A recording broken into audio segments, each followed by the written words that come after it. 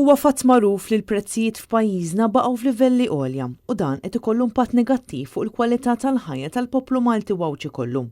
Fil-fatt l-editorjal tal-Gazzetta Torċa tefgħu dawl fuq din ir-realtà li qed jaffaċċja kull min imur jixtri bi prezzijiet li komplew jolgħu fl-aħħar xhur. L-editorjal tat-Torċa fakkar kif xhur ilu kien intqal li fi żmien sena l-inflazzjoni kellha terġa' tiġi lura għan-normal, iżda dan ma seħħx.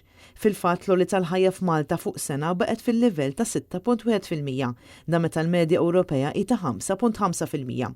U għalkemm il-Gvern huwa konxu mill-problema tal-għoli tal-ħajja u mill-effett li din qed ikollha fuq il-poplu Malti u Wawċi qed jibqa' ma jagħmel xejn biex inaqqas minn dawn il-piżijiet li qed jaffettwaw lil bosta ħaddiema anzjani u familji. Bil-Prim Ministru Robert Abela m'għandu ebda viżjoni dwar kif se jrażżan l-għoli tal-ħajja. Dan kontrarju għal politika tal-Partit Nazzjonalista li dwar l-għoli tal-ħajja għandu viżjoni ċara, fosthom li l-allowance tal-kola ma jkunx taxxabli, jingħataw inċentivi fiskali mill-Gvern biex ikkumbatti għaż-żieda tal-għoli tal-ħajja, ikun hemm fond nazzjonali b'baġit annwali biex jappoġġi lill-industrija li timporta jew tesporta biex jagħmel tajjeb għall-għoli tal-ħajja u li jkun hemm mudell ekonomiku ġdid b'xogħlijiet ta' kwalità għal kulħadd.